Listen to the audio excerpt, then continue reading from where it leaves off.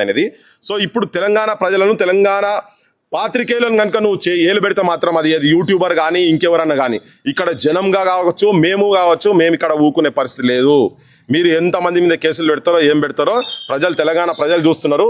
ఇవన్నీ మీరు మానుకోకపోతే మాత్రం ఇక మీరు మళ్ళీ హైదరాబాద్ కూడా రానియం బిడ్డ, గుర్తుపెట్టుకోరి. శనివారం ఆదివారాలు మీరు ఇక్కడికి వస్తారు కదా, పెండ కొడతాం, రాళ్లతో కొడతాం. మీరు ఇట్లనే కనుక చేసి మా వాళ్ళని కనుక ఎంబడిపడి ఇక్కడ నుంచి ఇల్లీగల్ కేసులు కనుక పెట్టే ప్రయత్నం చేస్తే మా పోలీసు వాళ్ళు, మా తెలంగాణ ప్రభుత్వాన్ని కూడా చెప్తున్నా, ఇక్కడ పోలీసు వాళ్ళు ఏందా ఆయనకు సెక్యూరిటీ ఇచ్చేది ఎక్కడిది?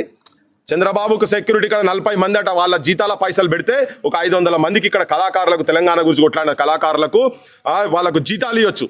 నువ్వు అశోక్ నగర్లా, దిల్సుఖ్ నగర్లా నిరుద్యోగంతో ఇబ్బంది పడుతున్నటువంటి పిల్లలకు ఇంత బుక్కడి బువ్వ పెట్టొచ్చు. ఇక్కడ పోలీసు వాళ్ళు సెక్యూరిటీ ఇచ్చుడు ఎక్కడిది? జూబ్లీ హిల్స్లో ఆయన గల్లీ మొత్తం బంద్ చేసుడు ఎక్కడిది? మీరు ఇక్కడ తీసుకొచ్చి పెట్టి ఇక్కడోళ్ళను, ఇక్కడున్న రిపోర్టర్లను హింసించే ప్రయత్నం చేస్తే చంద్రబాబు నాయుడు కావచ్చు, ఆయన ప్రభుత్వానికి చెప్తున్నాం, మేము ఒక హెచ్చరిక కూడా చేస్తున్నాం. పబ్లిక్ను తిరగబడే స్థాయి దాకా తీసుకోపోకండి. తెలంగాణ నైజమే చూస్తారు, మంచికి గొంగడేస్తారు, లేకపోతే గొడ్డలు పడతారు.